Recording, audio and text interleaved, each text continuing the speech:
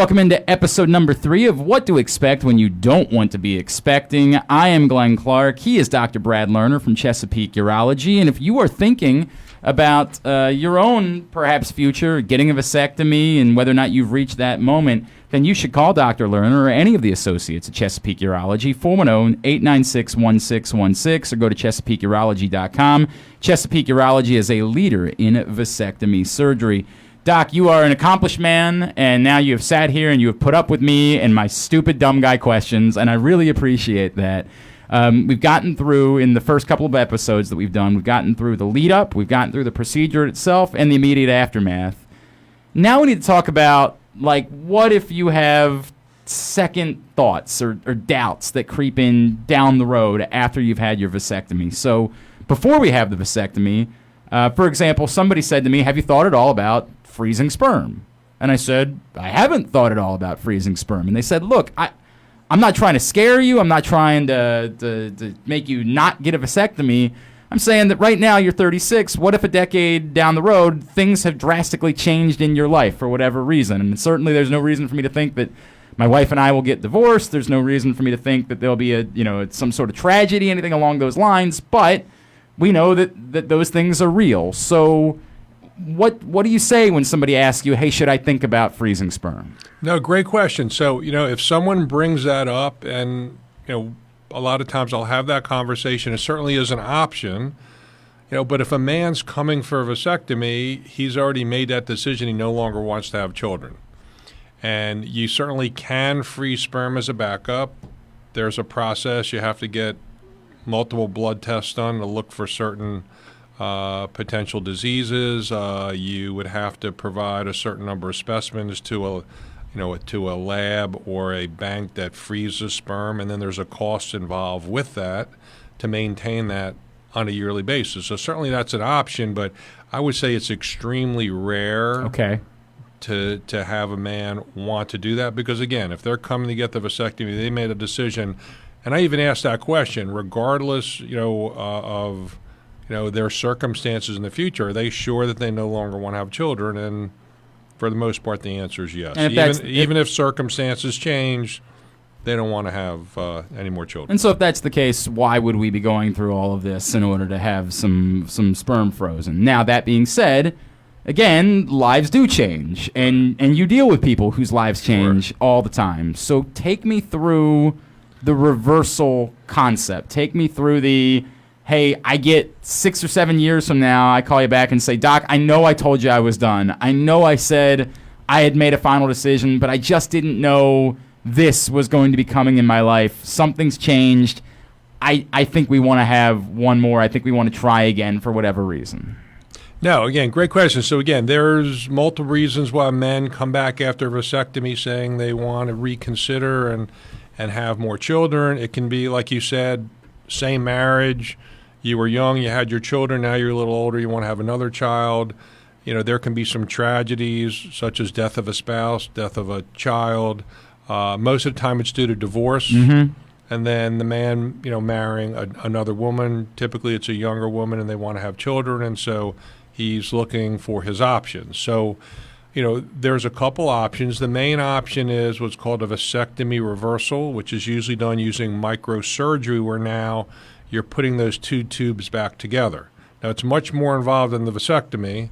While the vasectomy takes about 15 to 20 minutes to do the reversal is typically about 2.5 to 3 hours, and that's because the opening that the sperm travels through is very tiny. It's a pinhole. It's about 0.5 millimeter in diameter, so you're actually working under a microscope that magnifies things multiple times to get the ends back together away from any scar tissue.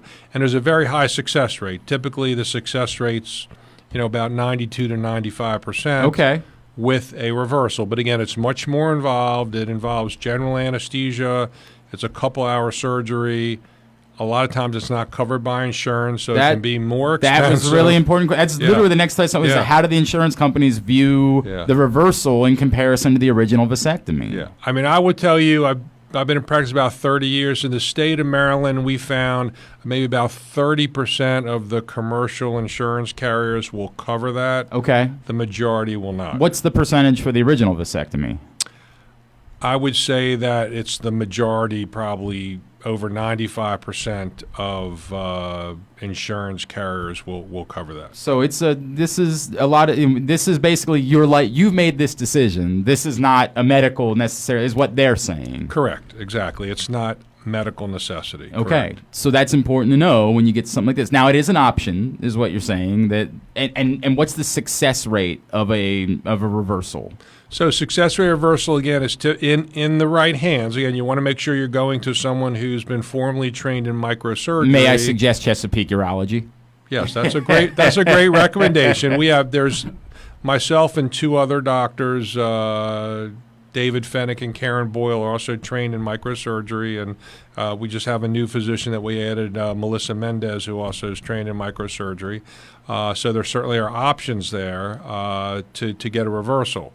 The other option, depending on the man's situation and the female situation, would be a type of procedure where instead of reversing the vasectomy, you actually extract tissue or sperm from the testicle, and then the eggs are removed from the woman, and then in the laboratory, the sperm are placed either with the eggs or into the eggs to fertilize the eggs. That's done by a reproductive endocrinologist, another type of specialist, that's has a lower overall success rate, but in certain circumstances, especially when a woman's older, that might be a better way to go, because typically after a vasectomy reversal, it takes about 6 to 12 months for the sperm quality to get back to where it was before someone had a vasectomy. So if you're dealing with a woman who's of an older age, sure, sometimes they don't want to wait that period of time, so that they want to do something that allows them to get pregnant quicker. A question that I'd never thought of that was posed to me is there an in-between? If I came to you and said, Doc, I'm 90% sure that I want to have a vasectomy and that I'm completely done, but I want to make it so that if I decide that I want to have a reversal down the road, is there a 90% vasectomy? Is there anything? Is there an in-between for somebody that is thinking about the reversal down the road? Is that sort of a dumb guy question that there's just no way to do something like that? No, I mean, that's a great question. I would say no, there's no 90% way of doing it. It's either 0 or 100%. Right, either you're getting a vasectomy or you're not. But with that being said, it's what we call an elective operation. It's not life or death. So right. If you're not 100% sure, then you should delay your decision. In a scenario where you're pretty close to 100% but maybe not there, maybe that's somebody that should consider freezing their sperm so that they sort of have that comfort level and that backup. The backup plan in order to feel better about that. But you can't get mostly snipped. You're either getting snipped or you're not getting snipped. Again, if you only get partially snipped, then you're going to get pregnant. You had an right. operation and your wife or your partner is going to still get pregnant. Right. Exactly. So there's just no way to have a surgery that sets you better up for a reversal, anything along those lines. Right. A couple of the other questions that were posed to me that were interesting. One, somebody brought up to me that they've heard about some sort of, and I'm going to try to get this exact quote right, an experimental procedure where an injection is given in the vas deferens and it forms a plug that lasts for years. That's sort of an alternative maybe to a vasectomy. Can you tell us anything about that? Is that a real thing? Is that an option for men that are thinking about something like this? I mean, so it's not an option now. I mean, there are studies going on all the time called clinical trials, typically in animals, where they're trying to inject substances to either put a plug in or to cause scarring. But again, that's something that may not have 100% success. And so if you're trying to get a procedure done with as close to 100% certainty that you're not going to father another child, vasectomy is still the way to go. Correct. It's just we're trying to get around it, I guess, is what we're trying to say. Correct. You're either doing it or you're not doing it at some point. Right. Doc, what are the other major misconceptions that people have about vasectomies, about this topic? Because, like me, they hear the word, think they know what they're talking about, but really have no idea what this actually is. Yeah, no, great question. And we talked about it a little bit before. I think, a big misconception is how much discomfort they're going to have afterwards, that they're going to be all bruised up, that their scrotum is going to be swollen. And again, while that can happen, it rarely happens. Another sort of misconception or misunderstanding is, well, do they need to shave all their pubic hair before the procedure? Yeah, this did come up a couple times, yes. I've actually had some men come in and all their pubic hair shaved. And I'm like, why did you do that? And they said, well, all the guys at work told me I needed to shave my pubic hair before I got my vasectomy. Yeah, I'm like, well, I said, you'll need to get back at them. They had some fun with you. That's not right. true. So typically we may shave a little bit of hair off the scrotum itself, but as far as the pubic hair, like everything above the penis, we don't need to do anything. But let's be clear. That. If you want to, you still can. Sure. Yeah, and there's some guys that come in and they manscape, and that's okay. Yeah, right. But you don't have to do that. Okay, that's not something that's required, and they're not going to bring in. I had somebody that said they messed with them, and they brought in a rather attractive nurse and said she's here for the shave. And then they said, no, that's not actually a thing. That was just something they were having fun with. It's nothing along those lines. Anything that we haven't covered during the course of this podcast series that you say, this, I want to make sure everybody knows this before we wrap up? No, I think just, again, to summarize, it's a very safe procedure done under local anesthesia with very low risks. And for men that are 100% positive that they don't want to have any more children, it's definitely the way to go. All right. So you need to call Chesapeake Urology and Dr. Lerner, 410-896-1616, or go to ChesapeakeUrology.com. Chesapeake Urology is a leader in vasectomy surgery, and they're going to take care of you as you make this really. And what I appreciate about this is it's an intimate decision. But yet we can talk about it and have a conversation about it. And if you're on the fence, or if you're even not on, that it's a good conversation to have, even if ultimately maybe you don't decide to get the vasectomy. Even if you walk out of the room and say, you know what, Doc, I'm not completely there, it still may be a good idea to go have that conversation if it's something that you're thinking about. Yeah, no, that's a great point. In fact, talking about misconceptions, I do have some men that come in my office for a consultation, and they're under the impression they're going to get the vasectomy done that day. And I'm like, no, you're here for us to talk about it, to make sure that you absolutely want to go forward with this. You're here for me to examine you, making sure that there's not any abnormality there that would make it difficult to do the procedure. And then we work on scheduling it after that. All right, so I'm going to wrap with this. My wife asked me to wrap with this. She said, I'm excited. That's exactly her term. I'm excited. I'm all for it.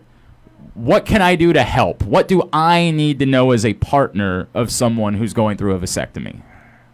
Great question. So what I would say, what she can do to help is making sure definitely that first day and through that second day that you're really allowed to take it easy. Try to keep the kids from jumping on you. Sometimes they see dad lying at home, and they're excited. We are going to see if the kids can maybe spend the night at grandma's house. Well, I always tell a story that, some people use those metal serving trays and they put it on their lap. So if the kids want to try to jump on them, it's almost like armor. Yeah.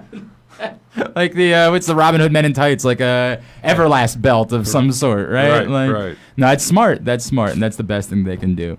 Well, Dr. Brad Lerner, I really appreciate you doing this with us. And what we're going to do is we're going to have you back in on my show down the road after I had the procedure, so I can talk a little bit more about what I experienced and going through it after it's been real for me, and I've gone through the vasectomy myself.